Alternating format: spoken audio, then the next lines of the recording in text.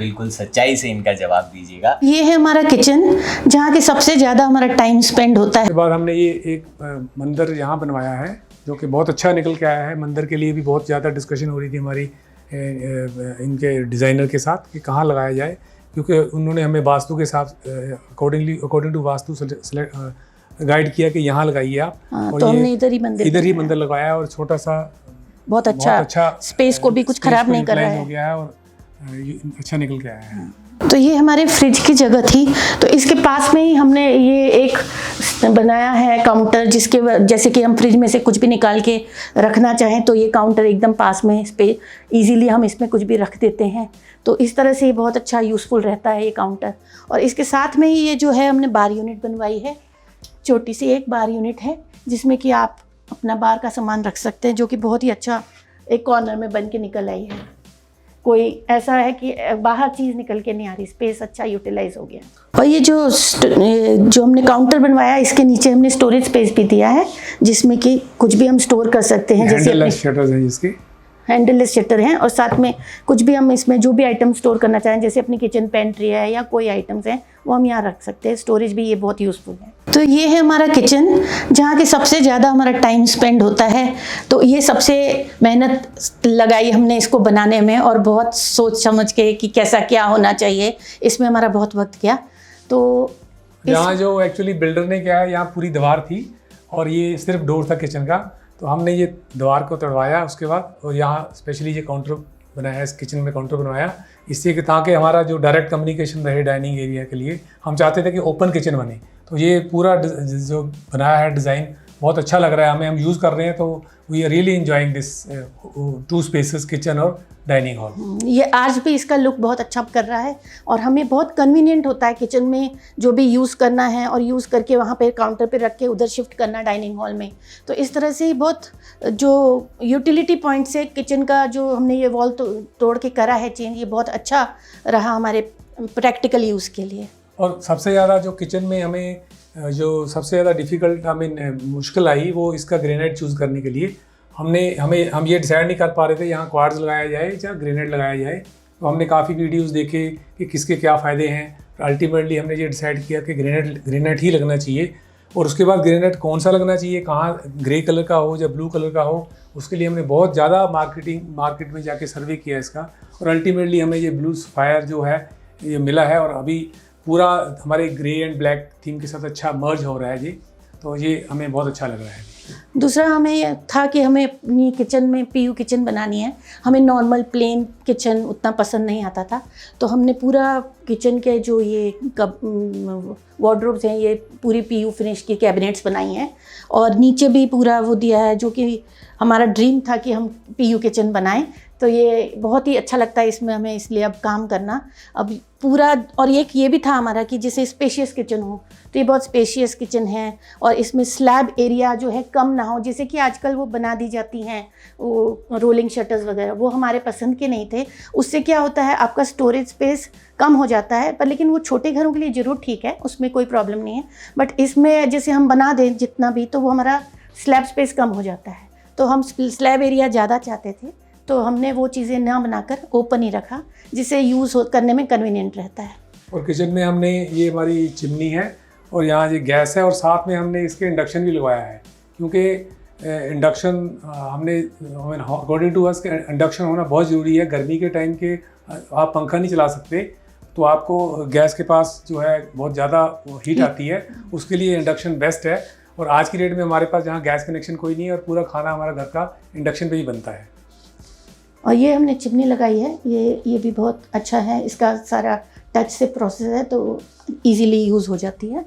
And इधर हमारा ये डिश वॉशर है इस साइड में, और ये सिंक एरिया है जिसमें यहाँ पे हम अपना यूटेंसिल्स का पूरा प्रॉपर कर लेते हैं। और ये डिश वॉशर है, तो इसमें भी नीचे एक स्टोरेज ड्रॉर बनवाया है और ये डमी है, बिकॉज ये वॉश बेसिन का जो नीचे पाइप्स वगैरह होता है तो एक ड्रॉर निकल के आया, अदरवाइज एक साइड में भी दिया है यहाँ पे, जिसमें कि हम अपना glasses and soda multipurpose item रख लेते हैं। So friends, now I am with my client Mahesh ji and Ritu ji, और मैं चाहूंगा सर और मैम छोटी सी फीडबैक दें, कैसे हमारी टीम के बारे में पता लगा, कैसे हमारी टीम से राम भाई ने काम करा, कैसे हिमांशु जी ने काम करा, और ओवरऑल एक्सपीरियंस कैसा रहा। Over to you sir and ma'am. सबसे पहले कैसे हमें पता लगा, तो उसके लिए जैसे हमने घर ख़रीदा उसके बाद फर्स्ट एक्शन था कि भाई घर को कैसे इंटीरियर करवाना है।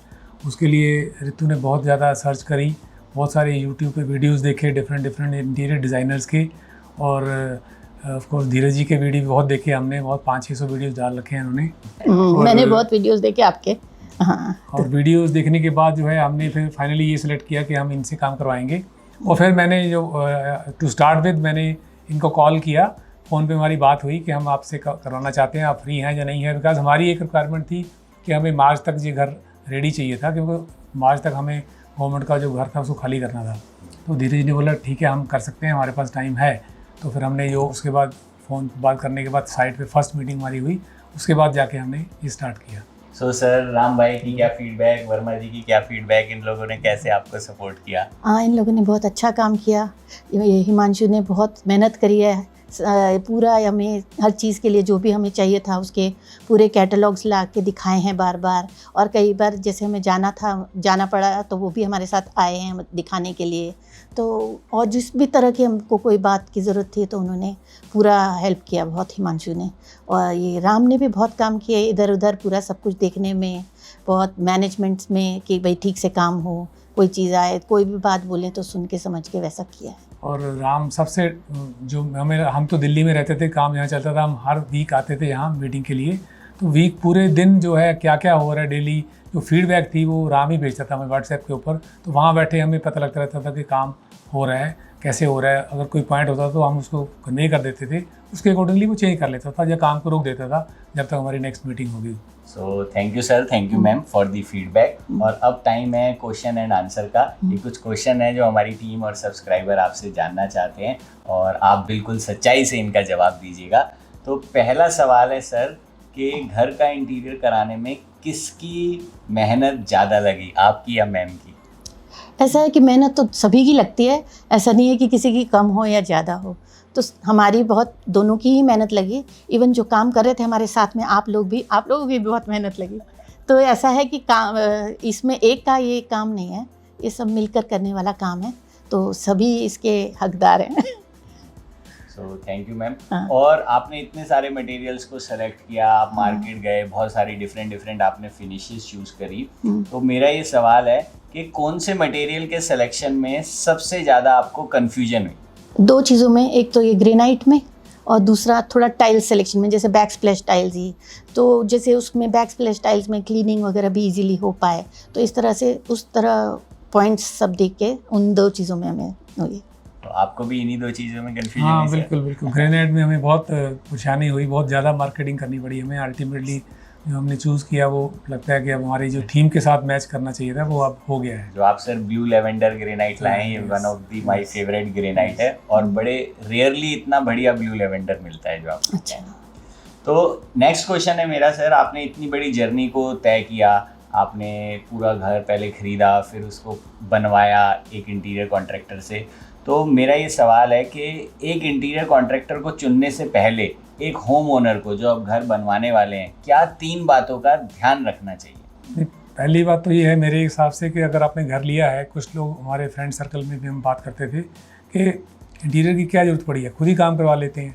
बट जो मेरा एक्सपीरियंस रहा है कि इंटीरियर डिज़ाइनर इज़ मस्ट, क्योंकि जब आप घर लेते हो तो आपके पास कुछ अपने सपने होते हैं, आपको कुछ आइडियाज़ होते हैं कि हम इसको यहाँ ऐसा करेंगे, ऐसी लेआउट करेंगे। अगर आपके पास कोई डिज़ाइनर नहीं है तो आपको कोई बता ही नहीं पाएगा। जैसे फॉर एग्जांपल हम लेआउट करना था लिविंग रूम का, उसमें हमें बिल्डर ने कुछ और दे रखा है, हमें कुछ डिफरेंट चाहिए।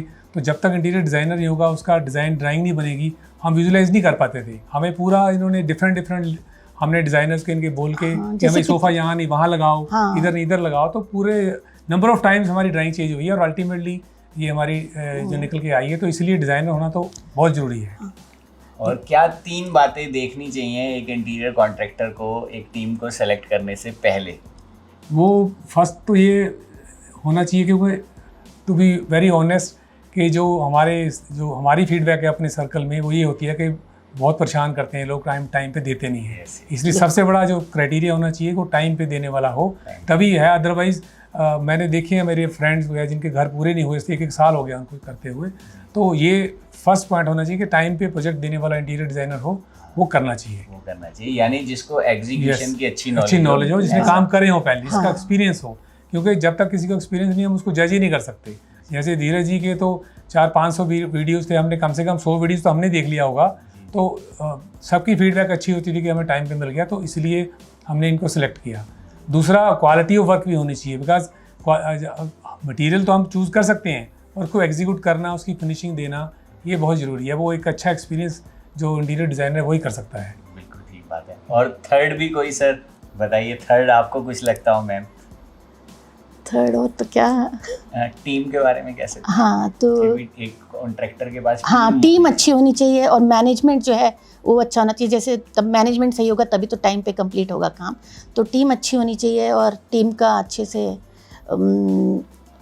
मतलब कोऑर्डिनेशन सही होगा। एग्जीक्यूशन जो team I mean I can further add to that कि यहाँ मैं ये कह सकता हूँ कि हमारा एक भी दिन ऐसा नहीं था जिस दिन यहाँ काम ना हुआ हो। हाँ, नहीं तो ये होता है कि 4 दिन काम बंद हो गया, जो कारपेंटर था कहीं और चला गया। मुझे एक भी दिन याद नहीं जिस दिन हमारे पास व्हाट्सएप पे लेटेस्ट जो भी अराम ने ना भेजी हो। तो ये सबसे बड़ी अच्छी एग्जीक्यूशन टीम होना बहुत ज़रूरी है। So thank you sir, thank you ma'am. आप लोगों की फीडबैक हमारे लिए बहुत मायने रखती है और मुझे और मेरी टीम को भी आप लोगों के साथ काम करके बहुत अच्छा लगा। और सर और मैम को ठीक है डिज़ाइन में कुछ कन्फ्यूजन थी, बट अल्टीमेटली सर और मैम को ये क्लैरिटी थी हमें किस तरीके की कलर थीम चाहिए, किस तरीके के लैमिनेट लगा रहे हैं। और एक भी मटेरियल सिलेक्शन सर ने हमें ज़्यादा इन्वॉल्व नहीं करा। सर और मैम खुद ही मार्केट गए। दिल्ली में सर जहाँ रहते थे, आई थिंक जगतपुरी वाली मार्केट आते थे, जगतपुरी की मार्केट जाके सर काफ़ी मटेरियल खुद अपने ही डिसीजन से सेलेक्ट करके लाए और आपने घर का टूर देखा ही, सारा मटेरियल एकदम बहुत बढ़िया लग रहा है। तो एक बार सर पूरे दिल से शुक्रिया, आपने मुझ पे और मेरी टीम पे ट्रस्ट किया। मेरी डिज़ाइन टीम का भी शुक्रिया, एग्जीक्यूशन टीम से राम भाई का, वर्मा जी का भी शुक्रिया और हमारे कारपेंटर पेंटर सभी का शुक्रिया। और दोस्तों आपका भी शुक्रिया, आप सब हमारी वीडियो देखते हो तभी हम दिन दुगनी और रात चौगनी तरक्की कर रहे हैं। जल्दी मिलेंगे दोस्तों आपसे एक और होम टूर के साथ, क्योंकि मकसद सिर्फ इतना सा है, आप हंसते रहें, मुस्कुराते रहें और हाँ इंटीरियर जरूर कराते रहें। Bye bye bye bye bye bye. Thank you sir. Thank you.